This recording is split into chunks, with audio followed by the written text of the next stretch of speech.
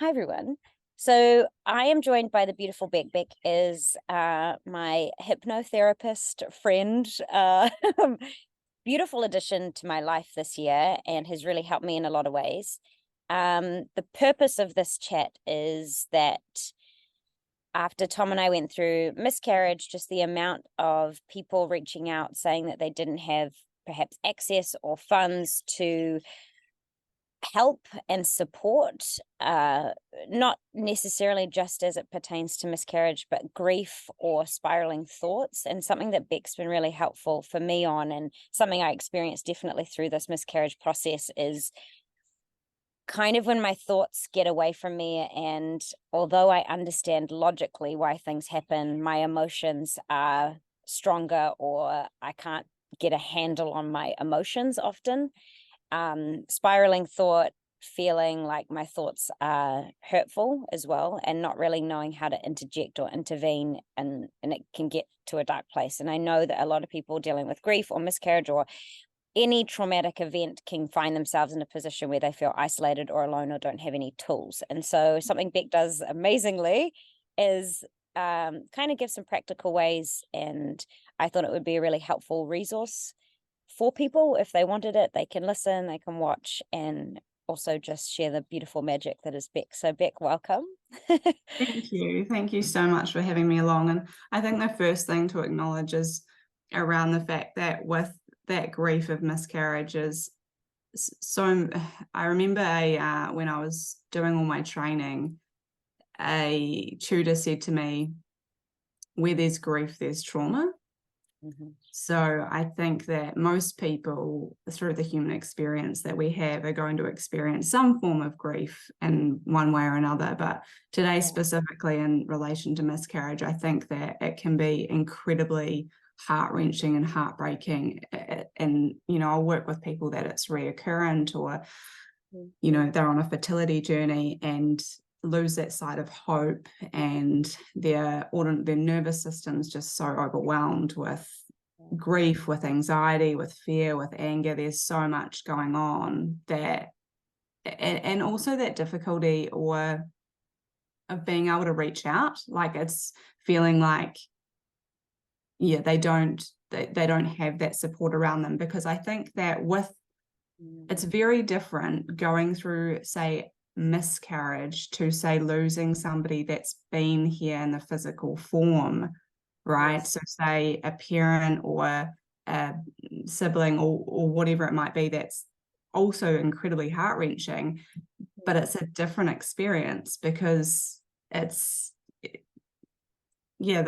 were here for all that time, whereas it's like of what could have been. That wasn't. Yes. Yeah. So that's where often, some of that challenge can lie as well, is that it is having a different journey with that grief, and being able to approach it with like a flexible roadmap, because grief, where there's grief comes and goes and ebbs and flows. And I think that's almost kind of a mantra that people can hold on to just with having this call at the moment is, grief comes and goes and ebbs and flows. And with emotions, they actually circle when they're moving through the body. It's actually a 90-second current that kind of shifts through the body. Okay. But the reason that it continues to re-stimulate is generally through the thoughts that we're having as well.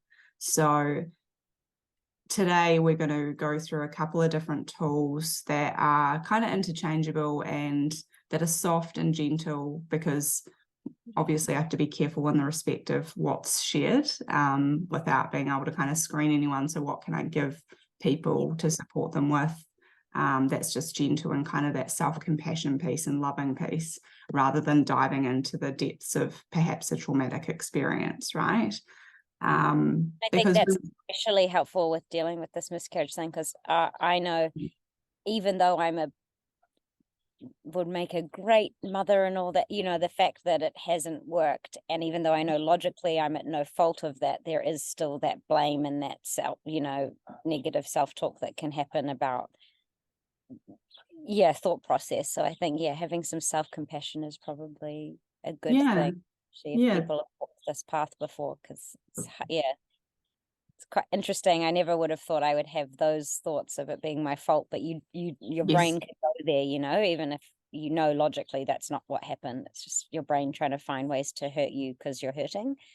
Yeah, and it's also a protection measure, like it's doing everything it can to actually keep you safe at the same time. But those thoughts can also be tied up somewhere completely different, like completely historic, especially dependent upon our upbringing, our teachings that we learned from a really small age. And what I mean by that is, I guess our generation specifically kind of had this idea of, you know, to be a good little girl, and, you know, you'd hear things like don't be naughty and be good and that type of thing, that kind of can lead to naturally feeling like something's your fault when perhaps it's not your fault. It's even with anger, you know, you'd get told not to be angry or whatever it might be. So you're taught that anger isn't an emotion we should experience, when really it can be incredibly noble, and it can be incredibly motivating as well. And so anger can be a byproduct that's experienced off grief as well.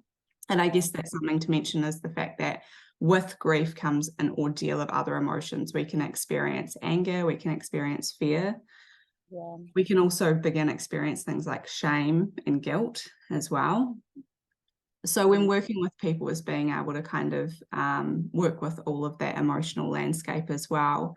And often the first part is acknowledging the different emotions that are there, but also kind of understanding that if there is anger, that it's actually trying to help us. And this kind of, how I said that, kind of leads me into what I mentioned before around thought patterns, is that kind of that fear that can pop up, and then we have those ruminating thought patterns that kind of leads me into that belief piece as well, because our beliefs do matter. So, and this can be a little bit of a girthy subject, so we won't go too deep into it, but we start to unpack those beliefs in sessions and understand whether they are resourceful or whether they've become a little bit outdated, and begin redefining them and redirecting them in a more of a helpful reframe. And I kind of stay away from the word positive, because when you're experiencing something as heavy as grief and miscarriage, let's just look at different reframes or different types of ways to think or navigate it, rather than, you know, you hear this idea of, oh, be positive, and it's like, oh my gosh, you just want to shake somebody when you hear those words, right? It's just so frustrating. Yeah. So when I'm to give you a little bit of the background of when I am working with somebody, before we kind of jump into the tools, is that we'll unpack the grief. So it's a place that's really safe, that you can feel seen, you can feel heard. We can unpack it together in whatever way necessary, so we can start processing the grief. And then once we've started processing it, and there's usually home care to go with that, and apart from the home care to do, or the practice to do, there'll be hypnosis recordings to listen to that are really gentle and lovely, and start to kind of create new pathways within the brain to perhaps jig things around a little bit, because our brain is really is all about that. We can redirect our thoughts all the time if we wish, or if we have that awareness to be able to. And then from there, it's where I'll kind of approach it with a 3 bifold of reducing stress, increasing hope, and expanding possibilities. So naturally with grief, you're going to experience some form of stress, right? And we know that stress is, we're not going to get out of this lifetime not experiencing stress. No. But when we have too much of it, it can often, you know, we're activating that part in the body, that fight and flight, that we perhaps only want there now and then. It's kind of like it's a car alarm. So perhaps we only want to hear it every so often. We don't want to hear that car alarm going off all the time. And then increasing hope is all about being able to, that's kind of working with those thoughts and redirecting them. And expanding possibilities, that kind of comes down to, and this is probably an important piece to just mention, is what I notice when I'm working with loss, and I've worked with birth loss and miscarriage, is that often I see a freeze response play out. And what a freeze response is, or in terms of how the nervous system works, is when we can start to feel really disassociated, or kind of we pull back, we maybe isolate ourselves, we become a little bit shut down or demotivated. Doom scrolling, we can be scrolling through our, Instagram and or Facebook or whatever it might be. And or it can even be too overwhelming to make food. Like we're hungry, but it's too overwhelming to make, or too overwhelming to clean up. So we're in this kind of shut down state. And that's what I notice a lot. So by expanding possibilities and working through the freeze response with giving hypnosis tools and also somatic tools, it's looking around, enriching all parts of life. So taking action on the things that satisfy us in our life and create some positive choices around them as well, to start kind of pulling us out of that freeze response, because it's just there to keep us safe. It's just a protection measure. But it's I'm sitting here nodding because it's drawing a lot of parallels to when I was in my worst kind of depressive state. It's almost like at least anger is a feeling, or at least sadness is a feeling, where sometimes that numbness is what's scary to family members and friends, when there's just kind of no, you're right, it's that freeze, or so it's like a full body shutdown almost. And often burnout can go really hand in hand with that as well, which I know we've kind of talked about. So it's like but it's having those kind of, I guess, strategies and tools. And one of them today, or we're going to do really shortly, is it's more of an awareness process, but then we kind of end with a really lovely somatic tool. I don't think we've actually done it before, so it might be a little bit new. Great. I've tried to kind of think of some things that are new, but still in that space of being really gentle and soft. Before Kim and I jumped on this call, I just spoke about the fact that we don't want to be when we're working with something like grief or trauma specifically, often that's in a one-on-one therapeutic space. So these tools are more there as supportive resources that you can begin using with them being really gentle and really soft. And so we're not perhaps activating anything we shouldn't. Totally. No, I appreciate that, and I appreciate you donating your time and services to just be something. I think, when people feel like they're at a loss and they have nothing, even just having something practical to do is really helpful. So thank you. It's that practicality, isn't it, as human beings, I feel. So understanding also what our relationship is with crying can be helpful. So a lot of people that I'll see in the respective miscarriage or baby loss is they find it really quite challenging to be able to express those emotions in the respect of crying. So what crying means to us as an individual person, or what we learned about it growing up. And again, considering whether there's a belief there that perhaps needs to be worked through, because crying is actually a really, really amazing expression that we should, or could, I shouldn't say should, could do more of, because when we cry, we begin shifting cortisol. So that's part of that stress response. And we begin releasing endorphins, which is that relaxation response, but it also allows us to feel good. So you'll know when you've had that good old cry, how it actually, and it might even be that hyperventilating in the beginning, where it's like, you watch like a 5-year-old or something, and they're like, and it's, really quite full on. But then once those tears are gone, we can start to come into that relaxed space. So also, hey? Love a good cry. I mean, I don't love it at the time, but it does feel, I always cry in the shower. It's so releasing. And even when you're in the shower, that's a beautiful place to cry, because that water is being able to actually kind of tap into it as a visual, in terms of a visualization. I know that you're extremely visual. I know not everyone is, but as being able to visualize that water that's coming off you, just kind of cleansing you and rejuvenating you, and or whatever you want to tap into at that time as those tears move through, that can be just kind of a nice wee visualization to utilize as well. And And treating our grief as though it's like a visitor. So being able to treat it like it's a visitor, sometimes it can feel incredibly present and all-consuming and overwhelming, and that really kind of heart-wrenching and awful, really. And other times it can be quite settled and quiet. And that's really a normal experience of grief, knowing that it will pass, but also it may visit again. And sometimes when we have those moments of happiness, and it will be interesting to hear your experience on this as well, if you have like a happy moment or a joyful moment, maybe you've even just with your trip around the South Island recently, and I don't know, jumping off that bridge and doing all those crazy things, which I'm just so impressed by, is that you can feel this wave of happiness or joy, but suddenly the grief becomes really apparent and present again. And that's because the grief wants to be acknowledged. It's like, hey, no, I'm still here. Acknowledge me. Yeah. Yeah.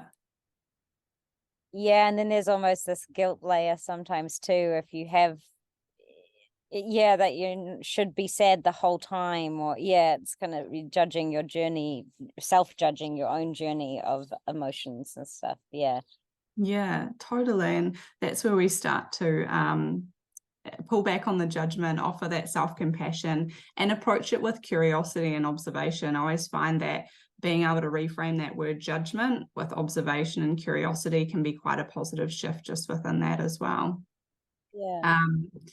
Yeah, so it's we're treating it like a visitor in terms of it can come and go, and just becoming aware and being able to acknowledge it when it does arrive. And I think sometimes speaking out loud to it can be quite powerful and positive or resourceful, is that when we can name an emotion, we can begin to tame the emotion. So something like, oh, hello, grief, I'm going to be here with you right now. I'm willing to be here with you right now. And that might feel really quite odd and almost resistant to a lot of people, that we're talking out loud to our emotions. But you may notice that there is actually like that. There's that acknowledgement, but it's like a little bit of relief that goes with it.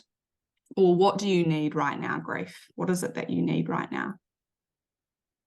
I think that's not what I did. And I should, I think I kind of like BandAid. I tend to BandAid things. And like after miscarriage, we had a family trip and all of this. And I just like, it wasn't until I had a few too many Chardonnays that like what you don't deal with deals with you, because it was wanting to be acknowledged. And I was kind of like, everything's fine. No one knows, doing that kind of stuff. And a much healthier way to do it. Because I didn't give myself permission to really feel upset until it became an overwhelming thing that I had to.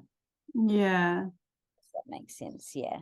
Yeah. And So these that would have been a healthier way to deal with it and be like, it's totally fine to feel loss. Of course you're going to feel loss, and acknowledge the grief in the room and stuff. I didn't do any of that. Yeah, and that's often we're wanting to push it, because when we feel good, like an emotion that's really uplifting, we want to hold on to that, right? Because that allows us to feel good.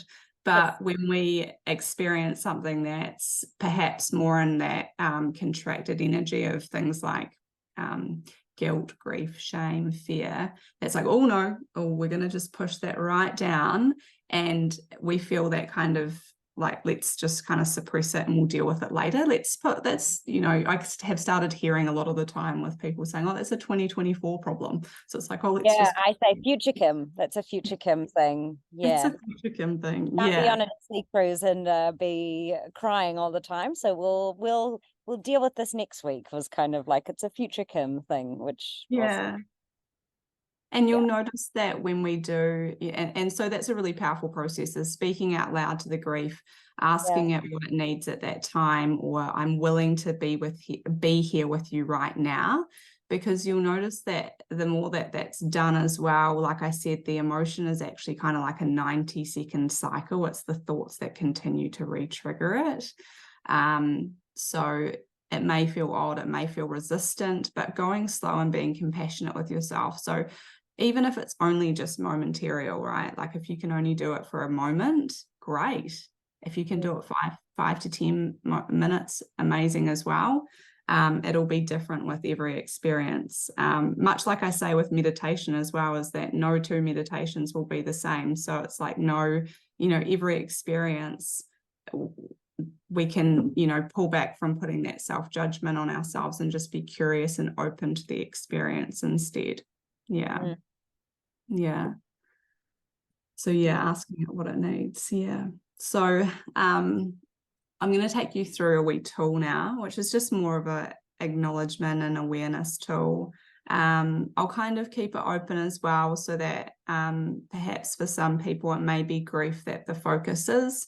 For others it might be anger, or it might be something like fear as well. So it's kind of open to an extent. You might even want to grab, for people that are listening out there, a piece of paper so you can reflect on your experience and just write down what comes up. Some of this may be really new, and I'll kind of mention something at the end as well. So yeah, cool. So only take us a few moments, and that's what's great, is that a lot of the things that I do resource people with is say 2 to 5 minutes of just being able to do something that's positive, resourceful for yourself, and helps to some extent. Cool. So where you are right now, you can go ahead, and I want you just to take a lovely deep breath in, and then a lovely long exhale out. And as you breathe in again, I want you just to notice on the exhale if you can allow to make that a little longer. That's it. And if you haven't closed your eyes down at home, you can go ahead and close your eyes down. And just a few more cycles of this lovely breath, breathing in and breathing out twice as long. And just noticing or becoming aware of the body. And you can begin to scan the body and just notice any sensations. There's no need to judge, just becoming aware of what's coming up. And whether it's more about thoughts or feelings, or perhaps it's more about feelings and thoughts. Just noticing if there's any part of your body that's calling for your attention, and noticing where it is, where its wee home is in the body. And even noticing whether there's any resistance to tap into this, or any judgment. Just being curious, observing the body and the mind, the experience. And remembering that our emotions are designed to move through us and to be experienced. To feel what's present is an act of self-compassion. So now just placing your hands on your heart and breathing into that heart space. That's it. And as you breathe into that lovely heart space, just noticing your breath flowing in and flowing out. And the body codes everything. So as you notice where perhaps this tension's felt, or there's any discomfort, or perhaps it's something I haven't thought to mention, just begin noticing how big it is. Maybe noticing the weight of it. Whether it's still, or maybe it's moving, or maybe it's hard to tell. That's it. Now I just want you just to keep your arms crossed on your heart space, but I want you just to extend out to the shoulders. So placing the hands on the shoulders, just crossed over, that's it. And I want you just to begin just gently, just rocking from side to side, and just breathing as you rock gently. That's it. Just breathing as you rock gently, and just asking yourself whether there's anything to be heard or perhaps seen. And also asking yourself how you'd like to respond. Just as you gently breathe and rock from side to side, knowing that this is just a safe place just to acknowledge this emotion and allowing to be with it as it moves through you. That's it. And now just crossing, you can even open your eyes if you wish. You can cross your hands and just bring them a little bit closer in. And I want you just to begin or ending this with just what's called a butterfly tap. And you can keep your eyes open or you can soften the gaze or close. And I want you just to begin tapping just side to side. And just noticing you can, whether you want a firm tap or maybe a gentle tap, you might want to speed it up or slow it down. Just working out what's needed for you here as you just tap side to side. And this is just helping to release any anxiety or stress, but also if you've experienced a freeze response, is able to just allow the body to start to come back into that place of balance, of homeostasis. And just coming back to that loving state for yourself.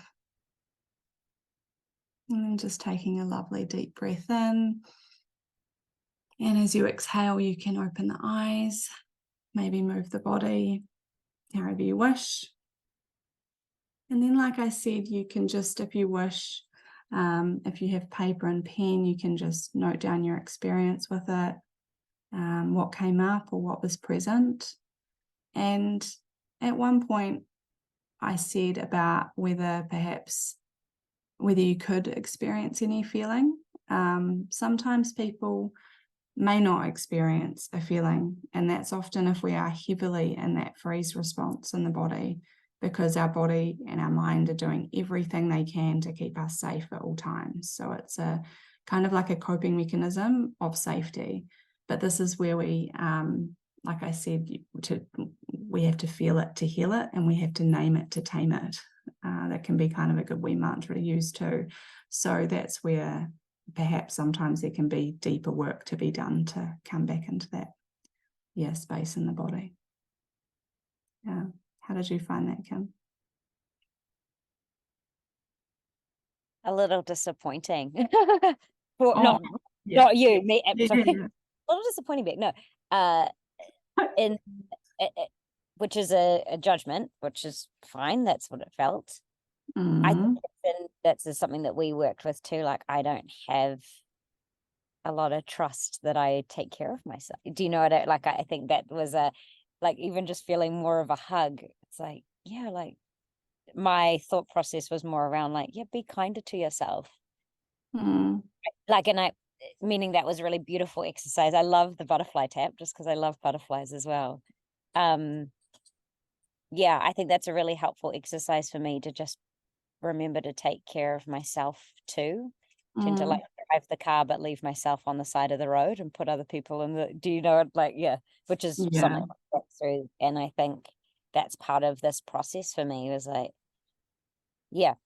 that's a really helpful one. Thank you. And I say disappointing as my thought process because I was like, still got some habits there which we'll work through and naturally that's the thing, is though we can go back to those spaces of judgment, and that's what's kind of beautiful about the activity or about the resources, just having that awareness moment of, oh wow, okay, so that's what's present at the moment.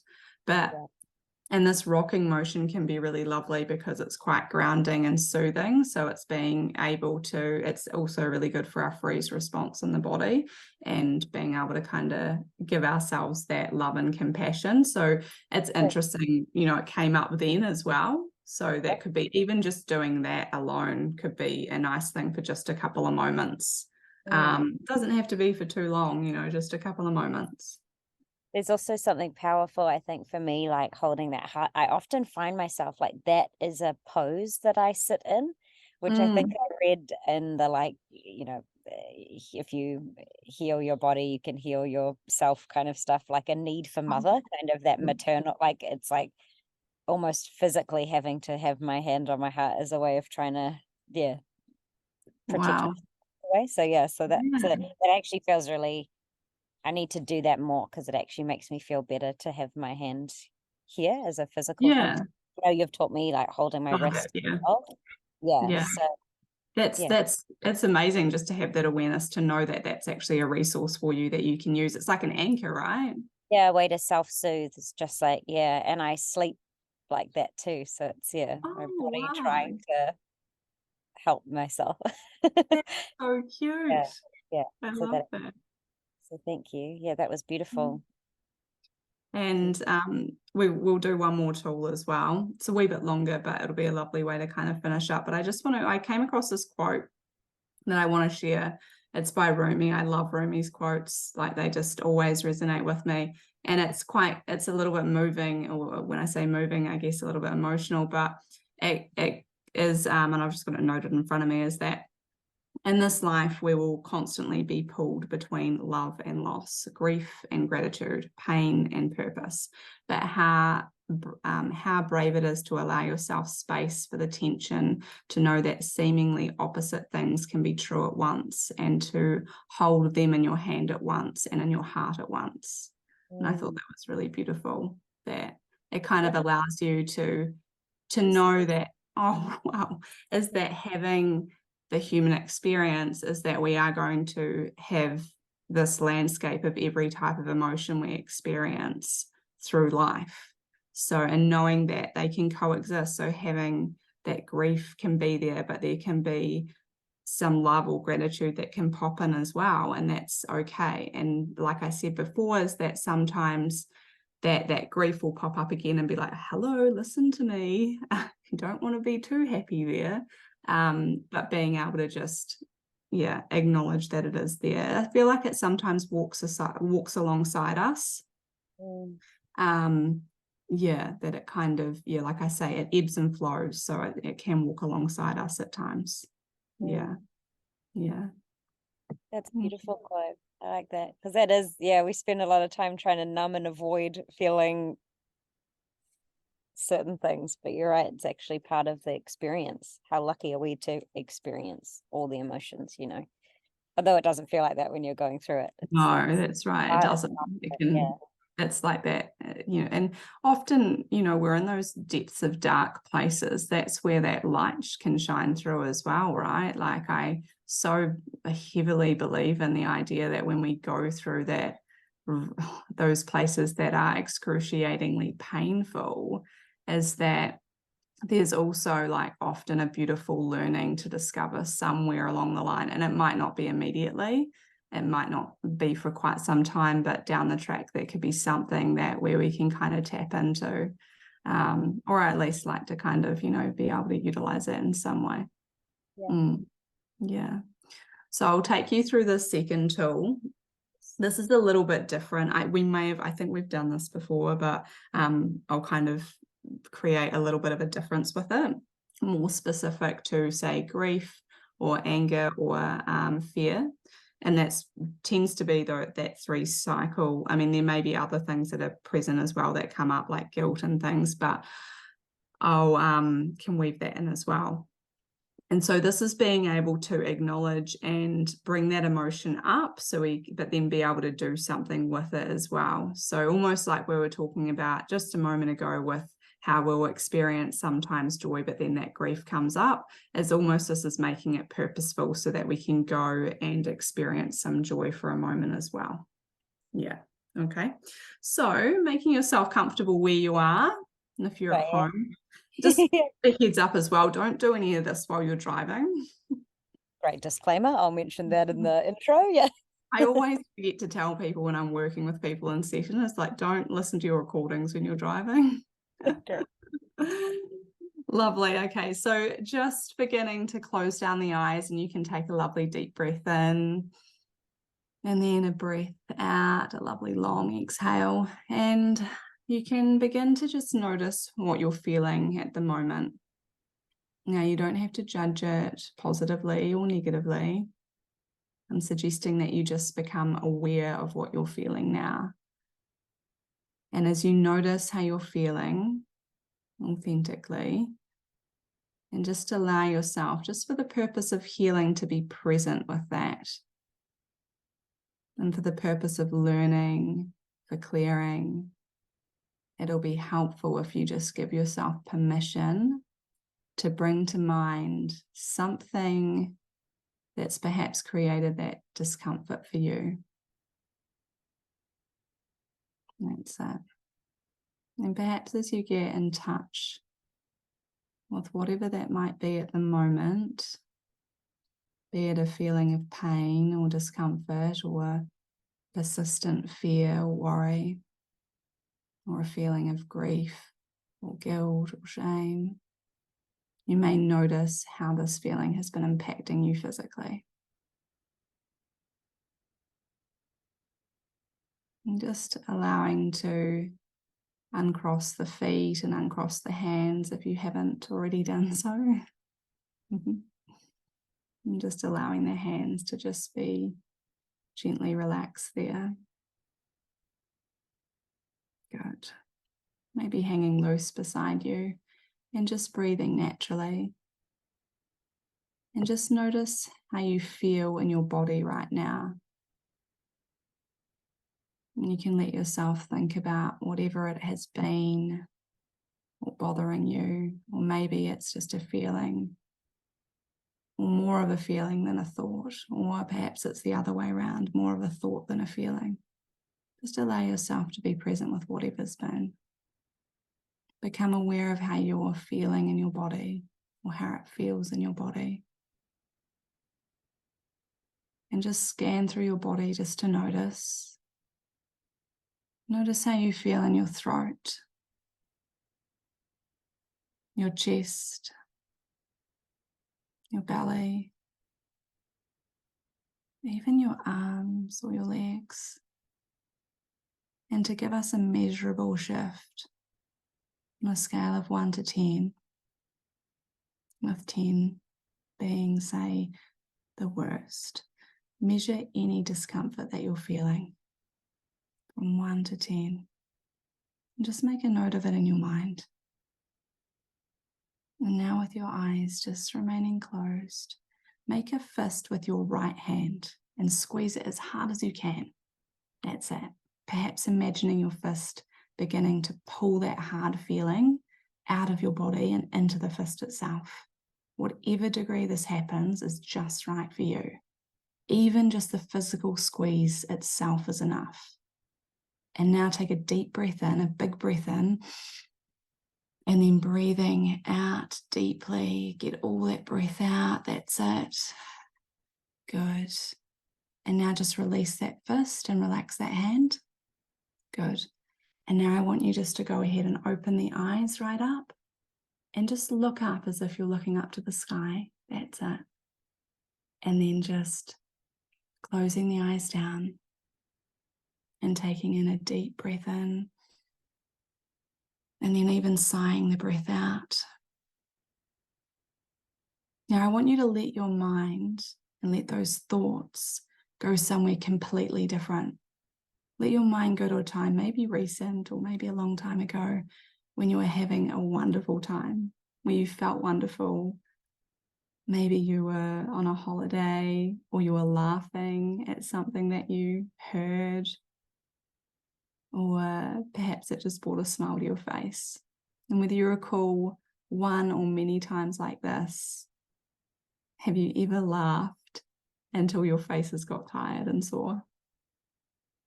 Or perhaps it might be a focus on a proud moment, something that you accomplished in your life with laughter, that yes moment where you just felt really proud. So either way, letting your mind go to that remembered good feeling. And as if you have a little control center inside of you, I want you just to adjust that dial, turn it up a little, turn up that good feeling just a little and amplify it just a notch to expand it. And as you concentrate on that feeling, you might even begin to feel a little lighter, like the way you feel when you're dancing. Dancing can feel really good. And some people even like at this point in time just to stretch their arms out big. That's it. Beautiful. Opening the chest space up. And inhaling deeply. And exhaling deeply. And then you can go ahead and open your eyes all the way up. And then close the eyes down. And now I want you to make a fist with your other hand and squeeze it as tightly as you can. And notice the tighter you squeeze, the more intense this feeling can become, as though it's pumping through your body, just like the blood pumps. And then you can open your eyes. You can open them up all the way to the sky, looking up. And this actually sends a message to the nervous system of hope and positivity. And then you can allow the eyes to close and breathe in deeply and release. Now, in a moment, I'm going to have you make a fist with both of those hands. And this allows to create some form of release. So we're releasing in 1, 2, 3. Make a fist with both of those hands now and just hold those fists and take a deep breath in and hold those fists as you release that breath and just be with that and just notice the feeling right there. And then you can open the hands, you can relax them and release them, let them go limp. That's it. And take a deep breath in and exhaling.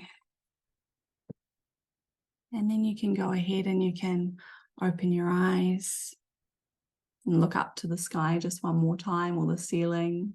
That's it. And another deep breath in and exhaling. Good. And you can just begin to notice, knowing that you measured that feeling just a moment ago. If you begin to measure it again, just noticing whether there's been any shift. And sometimes we can treat this as like a lather, rinse and repeat. So we can actually use this resource considerable amount of times. We could do it 3 times and it would only take us probably roughly 9 minutes or so to do it 3 times. And that can just allow us to reduce and release that built up stress chemistry, or just allowing for that release a little deeper. So it's also a really helpful tool if you're anticipating something in the future that you're dreading, or expecting it to be a difficult experience. So using this to be able to create some choices in those next few moments or hours, and just meaning that kind of in a general context that you can utilize this in different ways, which is really great and helpful. That was great. Good. And it's a good way to shift thought too. I think, like, I won't use the word should because I already haven't. This would be a good thing to do when I am in that like thought pattern of negative self-talk that is spiraling and finding everything, like that was a good way, practical tool to probably interject some of that a bit. I also thought it was really interesting where the tension was, and how I always, when I do deep breaths with you, always go to yawn, because I obviously breathe really shallow. Like I need to do some breath work, because I do, I think in my life, have very shallow kind of breathing. So as soon as I'm doing deep breaths, I can't stop yawning. Yeah. So much more oxygen going in my system that it's calming me down. Yeah, and those yawns are actually activating that rest and digest response in the body. So when people yawn, it's funny because they're always like, oh, I'm so sorry, I'm yawning. I'm like, no, it's great, it's fantastic. You're like activating that rest response in the body. Yeah. And it's interesting where it's as soon as I go into a calm state, how rumbly my tummy gets in those moments. That's why I put you on mute, because I was like, put myself on mute. Oh, I didn't. And I feel like I can, doing those deep breaths and start doing those body scans, I realize how much tension is in my jaw that always falls really high, and how much is in my throat. Like, right. Yeah, and there's some really lovely somatic tools to be able to release the jaw, and also there can be tension around the eyes. So it's like we can do kind of those circular motions around the eyes, and we can also kind of press on these points just in here as well to be able to release tension there. And placing our tongue on our upper palate and just being able to let the jaw kind of hang low or just release that jaw. But as we place our tongue on our upper palate, it actually allows us to send a little pulse of endorphins through the body at the same time. So it can kind of be kind of a good wee tool to just sit with as well. It wasn't anticipating throwing those in there, but that's great. Right, thank you. More anything that's helpful. That's right. Yeah. It is. Oh, thank you Amazing. so much. And yeah, thank you for you've been an amazing addition to my life and so helpful. And I'm just really appreciative of your generosity to want to create this as a resource for other people. If people are curious or want to work with you or kind of learn a little bit more about this work, where is the best place for them to kind of connect or find you?